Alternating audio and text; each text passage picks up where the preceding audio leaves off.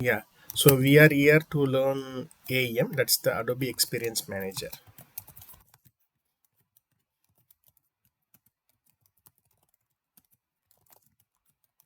Okay.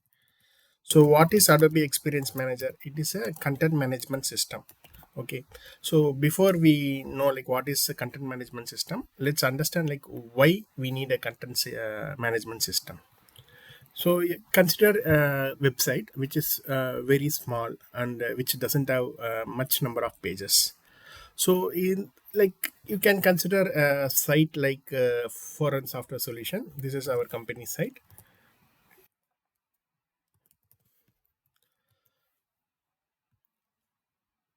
So in this website, the number of pages is very limited. There will be maximum 40 or 50 pages will be available in this particular website. And then the content change will be very much minimal. So occasionally, like once in a month, we will be updating the information in this page. So this kind of website doesn't require a sophisticated tool like content management system. Okay, the reason being is the content management system is first of all very expensive, and then here there is no scope for the content management system because the number of pages are very much limited. So suppose like if I want to develop a website like this one, what I will do is I will construct some 40 htmls or 30 htmls, and then I will put it in Amazon website S3 bucket, and then I will buy a domain for me, and then I will point the domain to this S3 bucket. So whenever user requesting for this pages, so it will be served from the Amazon S3 bucket. And tomorrow, like if you want to make any changes in the content, you take the HTML from the Amazon S3 bucket, do the changes and put it back in the Amazon S3 bucket. So this is a simple thing. Okay. But consider you are working, your organization is a very big organization where the website has at least some 400, 500 pages. And then consider a company which has its website across multiple countries and multiple languages. So in that case, there will be like each of the page which is there in English, so it should be available in other languages also. So managing too much pages with a simple HTMLs is not possible. You need a tool. So that paves the way for content management system. So the content management system helps us to create and manage the content of the website. Okay, so that is the definition for the content management system. So to create and manage the content of the website, we are going for a content management system, not for smaller pages, not for a website which with 30 HTML pages, or not for a website which doesn't have frequent update. So generally CMS we will go when the content is huge. Okay, so then now what we are going to see is what are the different CMS available and what is the features of CMS. Any feature, any CMS that you take in the market. Okay, so we will have a repository or a database where the content will be stored. Okay, content is stored in the repository, and then when the user requests for the content, when the end user is requesting for the content, the presentation layer will be coming into picture. Okay, the presentation layer will take the content from the repository, and then it will add the HTMLs and then other front-end scripts like CSS and JavaScript, and displays the content to the end user. Okay, any CMS that you take in the market will have a database where the content is stored. Content in the sense the text, okay, the title or the description, okay, or text, anything that you see in the page, right, that we call it as a content. Okay, any text description, then you can say like any images, everything, they will be stored in the database. When the user request for the page, so the presentation layer comes into picture. it takes the content from the database and adds up the HTML and CSS, and finally displays the page in the front end. Okay, so this is the functionality of the CMS. So two things. First, CMS helps us to create and manage the content of the website. And how it is functioning, it has a database where the content is stored. Okay, content in the sense the title, description, text, images, everything. And when the user or the end user requests for the page, the presentation layer comes into picture. It takes the content from the database and adds up the HTML and CSS and JavaScript and displays the page to the end user. So this is the basic functionality for any CMS. So consider like a website like Indu.com. Okay, so I'm opening a page, okay, in the website like Indu.com. So this is a news website.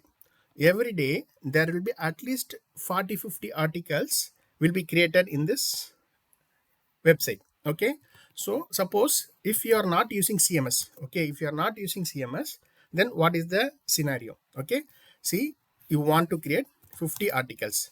Imagine you are going with the same approach like the Amazon S3 bucket approach. What you will do, you will be creating 50 HTMLs each for each of the articles. Okay, so 50 HTMLs. So for creating this 50 HTMLs, you need UI developers. So for creating a single article, an UI developer will take at least 4 hours. Okay, a single UI developer will take 4 hours to create a single HTML file. HTML in the sense and top to bottom, like entire thing. A single UI developer will take 4 hours. So if it is 50 articles means, then 25 UI developers will be needed to create this 50 HTMLs. Okay, so this is too much, like you have to pay salaries for the 25 UI developers. Okay, so to avoid that one, okay, and then managing the content is also is not so easy without a tool like content management system. So normally if the number of pages are more or if the content change is frequent, so we normally go to a content management system because it's easy to create and manage the website, okay, or the content in the website. So there are many content management system available in the market. Okay, there are many content management system available in the market. For example, WordPress. Okay, WordPress is there. Then Joomla is there. Then Drupal is there. Okay, so these are all a PHP based. Okay, you have to use PHP if at all you want to write any business logic. Then there's Sitecore. So the Sitecore is .NET based. Okay, .NET based. Then we have our AEM. Okay, AEM is Java based.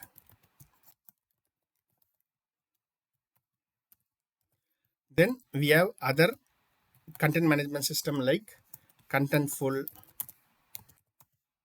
then OpenText, then Ampliance. So lot of content management tool is available in the market.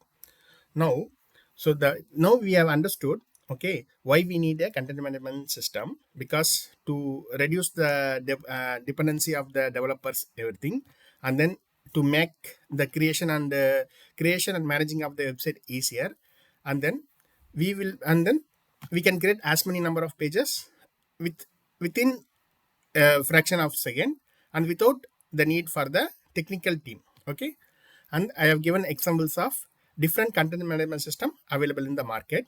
Each one has different backend thing. Like here it's a PHP based, here it's a .NET based, and our AEM is a Java based. So now let us understand why AEM is having much skill or much scope in the market. Okay, so we will understand what are the different features of AEM, which makes it a market leader. Okay, there are many content management, but out of that AEM is the most popular. Okay, now let's understand what is AEM. AEM is this is the definition which I'm going to say: enterprise level. Okay, enterprise level comprehensive content management system. Okay, so what is enterprise level? Enterprise level means it is not for a smaller level. Okay, it is a bigger level one. Like when normally you have to maintain more than 200 or 500 pages, then only we will go for AEM. That is the enterprise level. Comprehensive means this Adobe Experience Manager, right, is it has a feasibility to accommodate lot of other tools from the Adobe. Okay, so there are a lot of other tools in the Adobe. It is easier to connect with AEM. Okay, so that is this comprehensive. So comprehensive content management system. Let's understand what are the salient features of the AEM. First one is you don't require a technical team to create and manage the content. Okay, let us create a page or let us make a change in the content and see. Okay, see, now I have already started my AEM. In tomorrow's class I will let you know how to start the AEM. I will provide you the jar and then I will give you steps, or I will walk through the procedure to start the author instance and publish instance tomorrow. Okay, but now I am explaining what are the features, some features in the AEM. Okay, so I'm opening a page, I'm opening the AEM, and this AEM is running in port number 4502. Okay, so the moment you enter this one localhost 4502, it will start the or it will open the AEM instance, and in this there is a sites console. Clicking on that one will let you know what are the different websites that are available in the particular instance. Okay, so first I went for localhost 4502. Clicking on the sites, okay, it's displaying me the websites which are present in this instance. Okay, now there are different things. So first there is a different view. You can use column view, or you can use list view or card view. So now I am into the column view. Okay, now this vRetail is a sample website. Okay, see, first of all, if you want to know which version of AEM you are there, you can easily click on this question mark and then Adobe Experience Manager. About Adobe Experience Manager, this will tell you what version of AEM you are there. So currently I am in 6.5.20. okay, now I'm clicking on the vRetail page and then language mask and then US EN main page, or else I will be opening the language masters one, EN, then main page.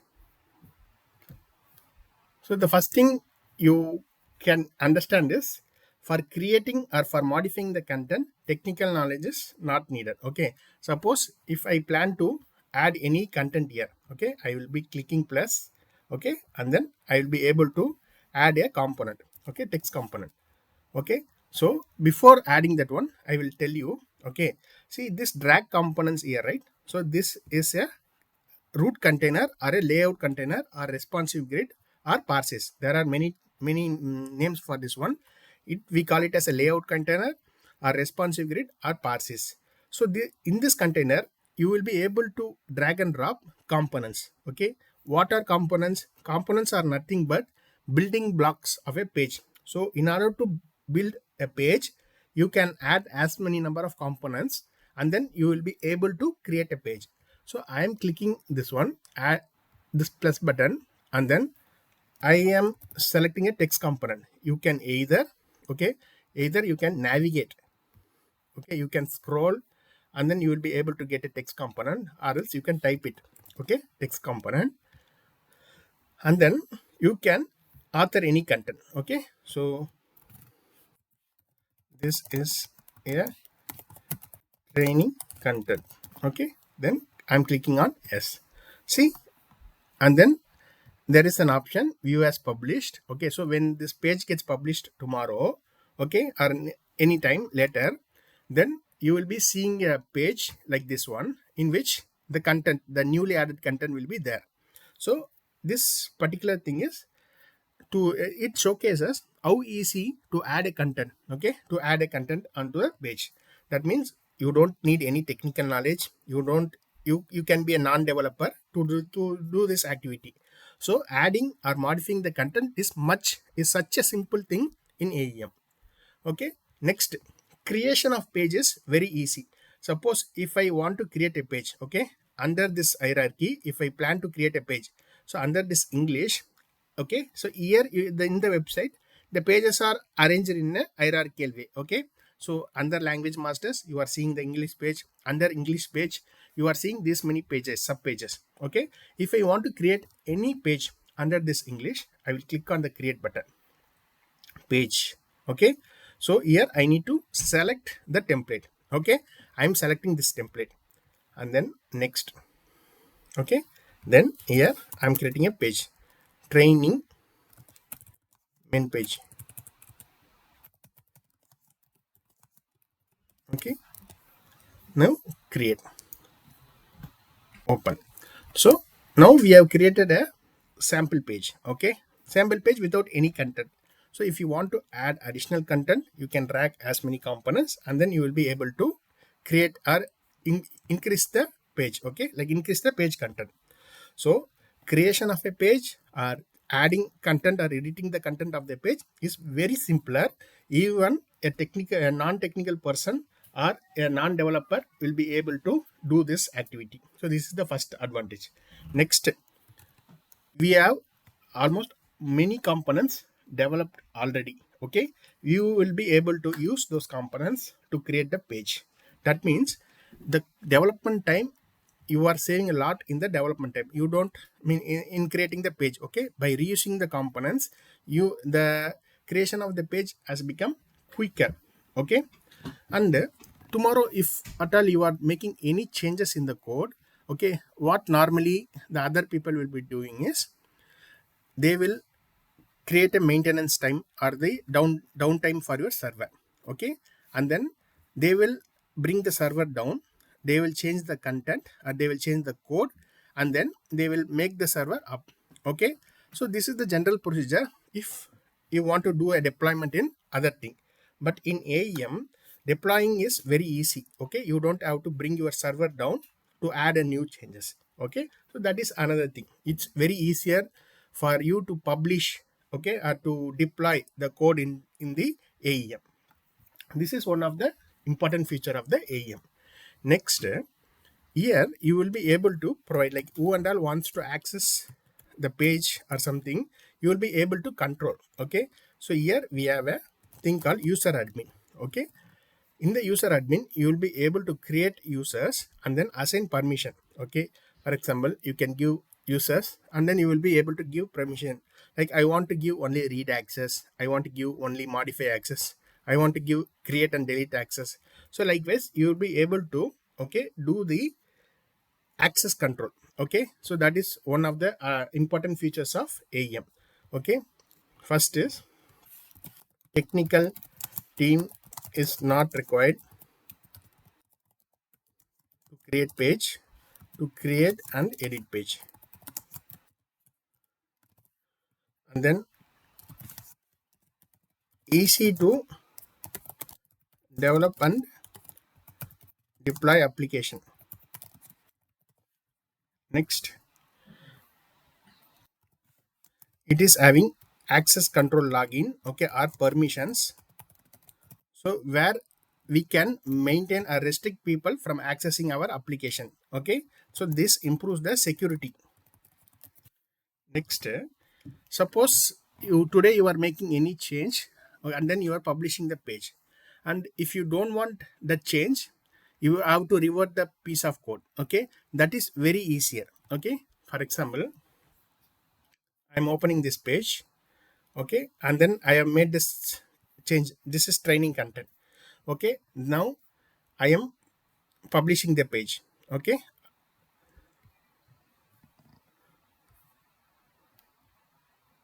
or I can create a version of that page. So how to create a version of the page? So I will go to the page. Okay, I will select that page and then here there's an option to create version. Okay, and then you can name the version. Okay, this is first general version. Okay, then I am creating. Here you can see like the first general version. You can compare to the current one, like if you want to know like what are the changes that has been done. Okay, now you can check.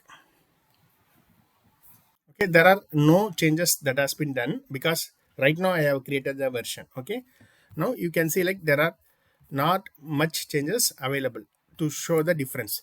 Suppose if I'm going and editing the page, if I'm going there and editing the page, so I'm just training content material. Now I'm just saving it. Now I'm opening the same compare window. Okay, now I'm opening the same compare window.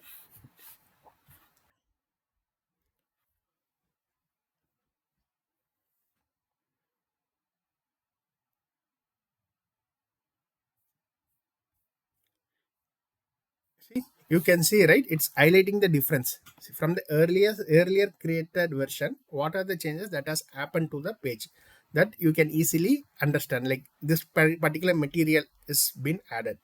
Okay, suppose if you want to revert, if you don't want this changes, and if you want to revert the content, okay, you can easily do that one. See, I'm clicking on this main page, and then I'm clicking on this particular revision, and if I click on the revert to this version, then this particular material text that we have added in the last change will be removed. Okay, let me show that. So revert to this version. Okay, and then if I'm refreshing this page,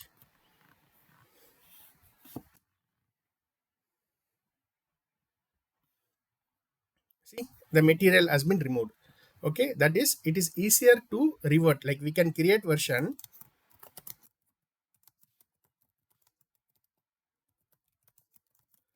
of the page, and easy to roll back. Okay, suppose if you don't want the change, you can roll back easily. So this is the versioning thing. And then it is having a multilingual support. Okay, multilingual support. So you can see like we have our site organized across multiple countries with different languages. You can see like in under United States, we are serving in two language. One is English and another is Spanish. For the Canada, we are serving in English and French languages. So it is easier for us to maintain our website. Like we will be creating only in English side. Okay, we will be creating only in English side. By using the translation framework, we would be easier it would be easier for us to convert into different languages. Okay, like we are easier to change from English to French and then English to Spanish. So the translation tools are available that will take care of converting from one language to another language. So by using this tool, it is easier to maintain your content in different languages. So this is the multilingual support. Okay, and then if at all you are creating any page, the page which you have created will not go directly into publish. Okay, because any page that you created should be approved. Okay, should be approved. Suppose you are a page editor. Okay, you are a page editor or content creator, and then the before the page goes to live, okay, before the page goes to live, there are some steps that it needs to fulfill. First is, someone has to review that page. Who is the reviewer? Suppose if it is a small product related pages, the product manager will be reviewing the pages. And if it is a finance related pages, then the the person who is expert in the finance terms, he will be reviewing that finance pages. So likewise, this particular AEM provides a functionality called workflow, which helps us to create this logic. Like if someone edits the page and if he's asking to go live, it goes first to the product manager. It sends mail to the project manager, and the project manager will review the code, and then only it will be going to live. So this particular thing, we call it as a workflow. Okay, we call it as workflow, and it is easier to create a workflow in AEM. Okay, by default this AEM comes with a workflow. So it is easier to create such behavior in this one. Like we have a tools, inside that we have workflows through which like you will be able to create such behavior. Next, it has digital asset management. Okay, AEM has digital asset management.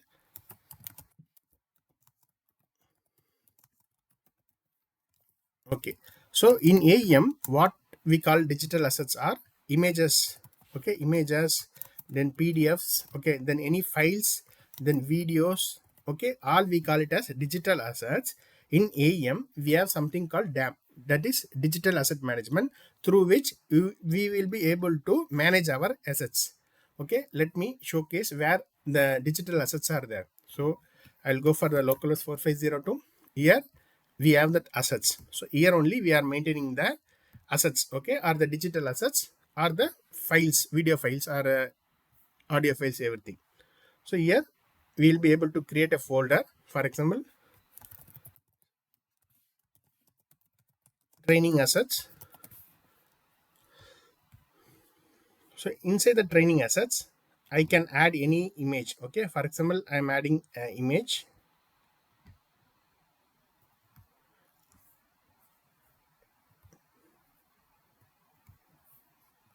I'm adding this image. Okay, I'm adding in the DAM. Okay, I'm adding in the digital asset management folder, and in the page, okay, I'm opening a page. Any page you can open.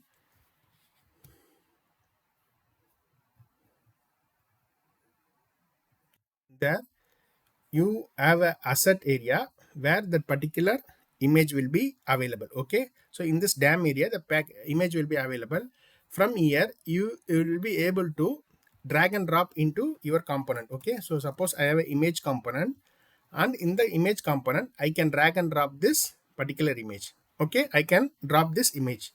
So now where is that image located? The image is located in the DAM, but it can be referenced in any pages any number of time. Suppose I have referenced it here, and then I can put another image component, and then I can add the same image.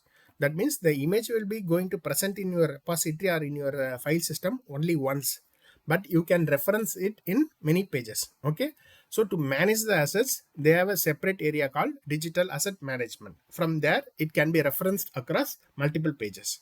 Okay, now, and it is easier to author any page in AEM. Okay, so we call that as way you see is what you see is what you get.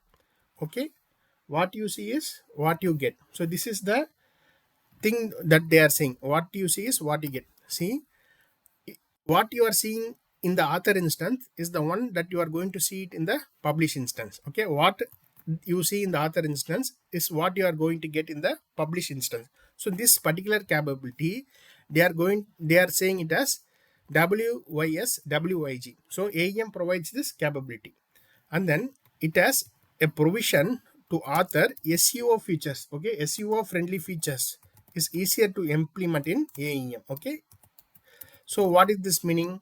SEO friendly means in your page you are going to add additional information. With that information, okay, the Google search engine is going to take that information and will showcase in their search results. Okay, so what information normally Google will check in your page? It will check for your title, it will check for your page title, it will be checking for your page description, and then whether all the images are given alt tags, everything it's going to check. Okay, AEM provides a capability. For example, if you open this one, this called as page property. In the page property, you are given provision to author information, like you can author tags which will help in the search, and then you can author description, you can author uh, subtitle, title, everything you can add. Page title, navigation title, subtitle, description. So all these things are important for SEO. So once you add, and then you take a view source of the page. Okay, once you take and you see the view source of the page, you will be able to see lot of metadata information is added to the page. See, you can see the metadata information added, and then the title which you added, everything. It's easier to do it in the AEM because it has a page property. Through the page property, you will be able to add the title, description, subtitle, page title, everything you will be able to add. So this is one of the important thing for AEM. Okay, and then AEM, they call it as a hybrid CMS. So what is hybrid CMS? Hybrid CMS is a combination of traditional CMS, and then headless CMS. Okay, so traditional CMS means it is a normal CMS. Okay, so normal CMS means the final output of this traditional CMS is HTML. Okay, you will have a repository to store the content, and when the end user requests for a page, the presentation layer will take the content, adds up the HTML, and delivers the HTML as an output. That is the traditional CMS. But in case of headless CMS, okay, in case of headless CMS, the output is not an HTML, rather it will be a content in the form of JSON. Okay, so if it is a traditional CMS means the output is an HTML, but AEM is not only traditional AEM, CMS, it will also act as a headless CMS. That is, it can generate a JSON content also. For example, if I am having a page, I want to create a headless content for this page means instead of adding this one, I'll be putting infinity.json. Okay, now you can see all the content of this page is exported as a an JSON. Okay, that is AEM can produce the content in the form of JSON also. This is the important feature of the headless CMS. So if in the traditional CMS the output is HTML, in the headless CMS the output is a JSON thing. So you should be able to give your content or expose your content in the form of JSON. That is the thing of headless CMS. So the output of the headless CMS will not be shown to the end user. Rather, the client, the client will have something called Node.js or some other server, and then he will consume your JSON through an API. Okay, he will make a request to this particular URL and get the content. Okay, and then use Node.js, okay, to generate an HTML. Okay, this is the principle of the headless CMS. So our AEM can act as a traditional SMS where the output is an HTML, or headless CMS where the output is a JSON, which will then be consumed by some server like Node.js, which adds up the HTML. Okay, so this thing we call it as an hybrid CMS. That is, it's a combination of both traditional and headless. So AEM as a feature where which it can act as a traditional CMS also and headless CMS also. So together we call it as an hybrid CMS. Okay, now let's see what are the other features of AEM. Okay, see, AEM is a part of Marketing Cloud, Adobe Marketing Cloud. Adobe Marketing Cloud. So AEM as Adobe has other products also under the Marketing Cloud. What are the other products? It has analytics. Okay, it has analytics. Then it has Audience Manager.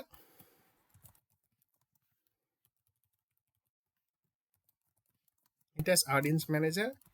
Then it has Campaign. It has Target.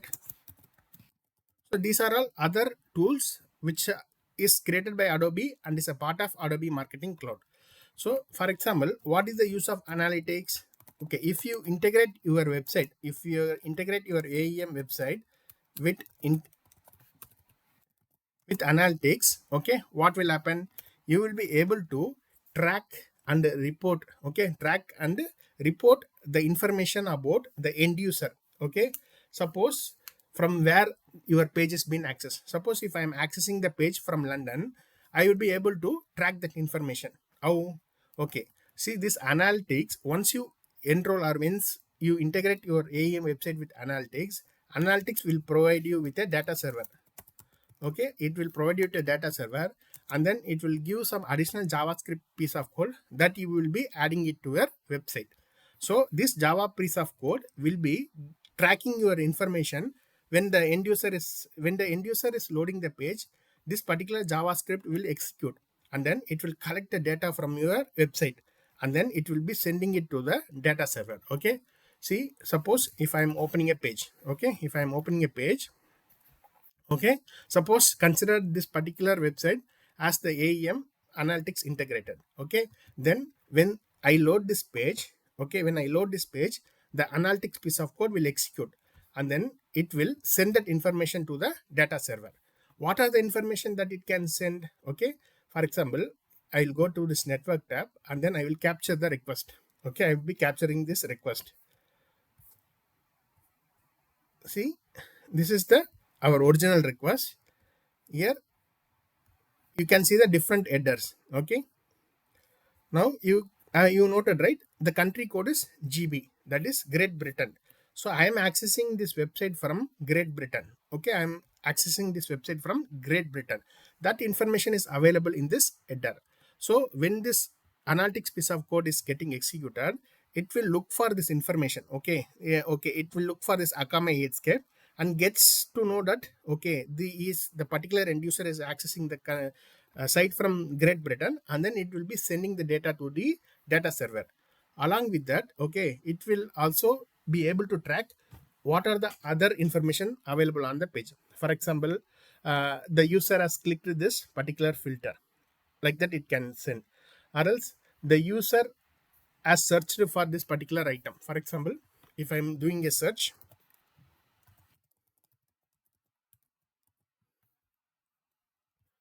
okay, if I'm doing a search, okay, if I'm doing a search, so what is the keyword he has entered, so that information it will track.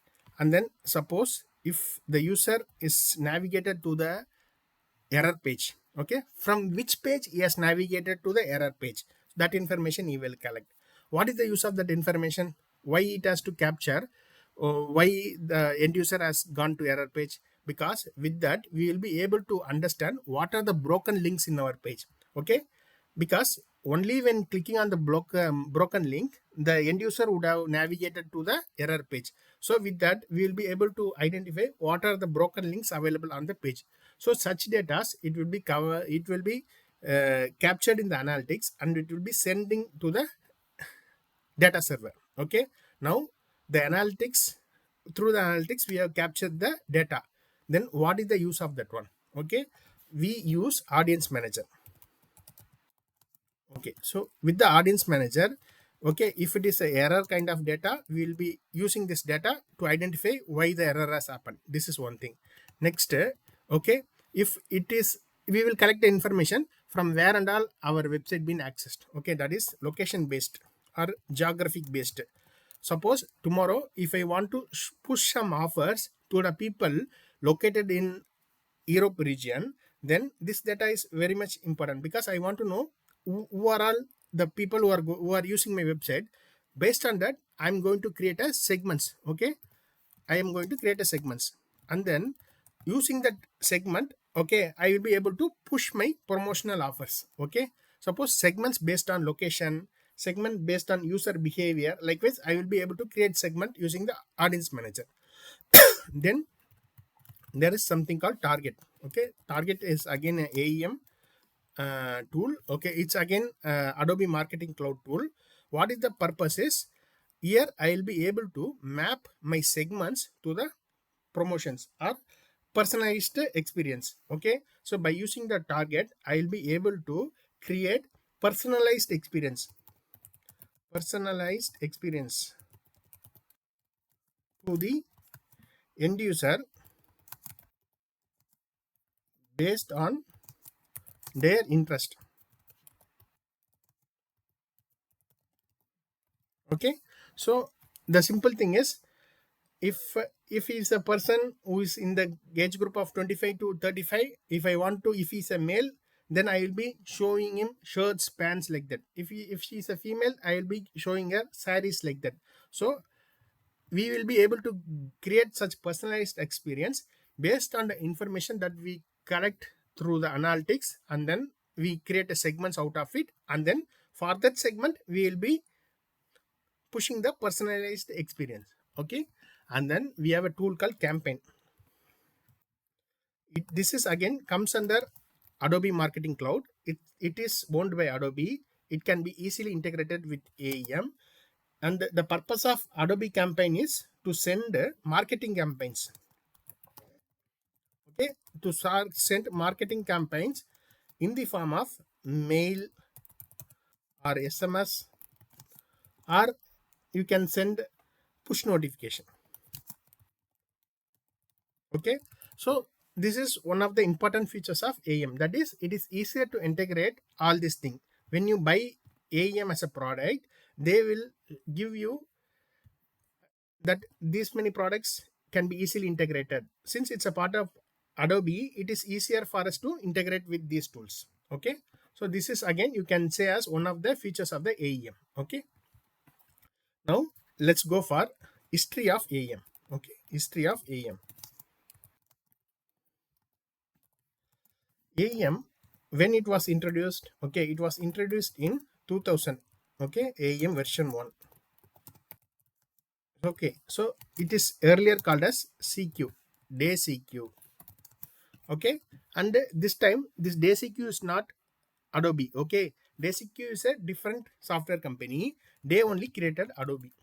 And then in October 2009, okay, October 2009, it is acquired, sorry, in October 2010, it is acquired by Adobe. Okay, so they acquired DayCQ 5.3. Okay, so it is acquired by Adobe. This time they have acquired by Adobe, and then they released in 2011, they released AEM 5.4. Okay, so before,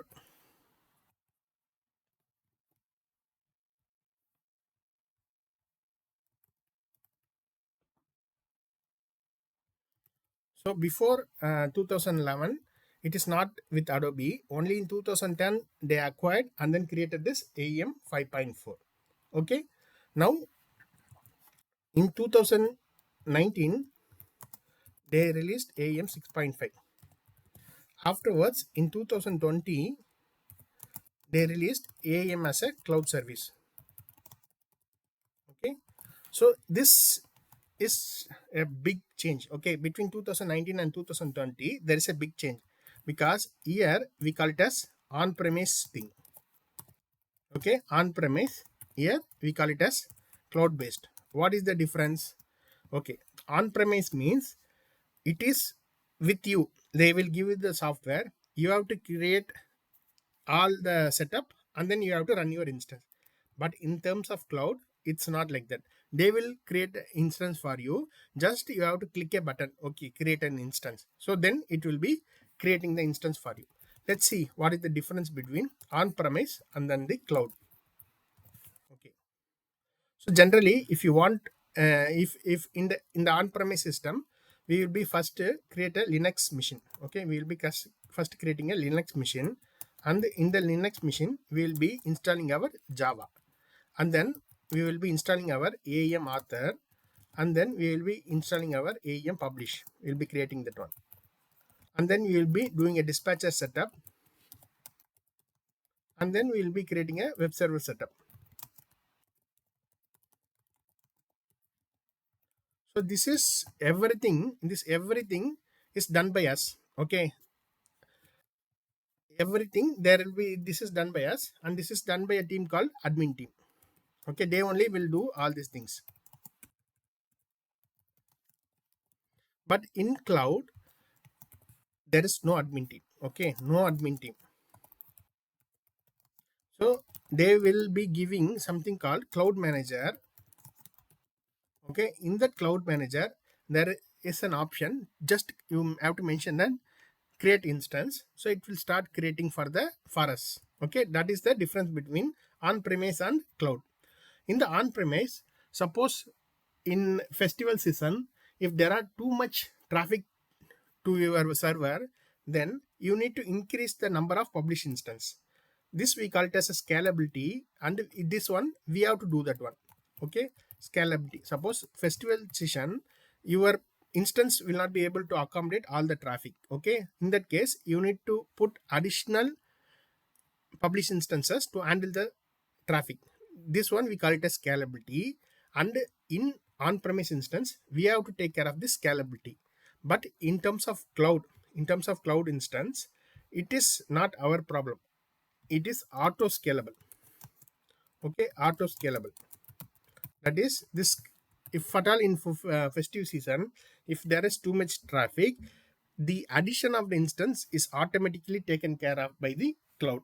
Okay, So this is the thing.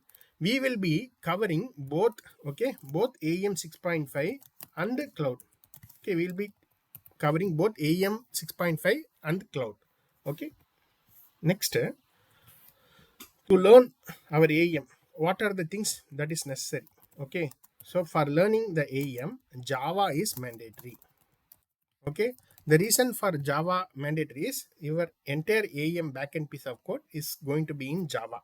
So you need to have some knowledge on the Java, and then you need some basics of HTML, okay, CSS and JavaScript.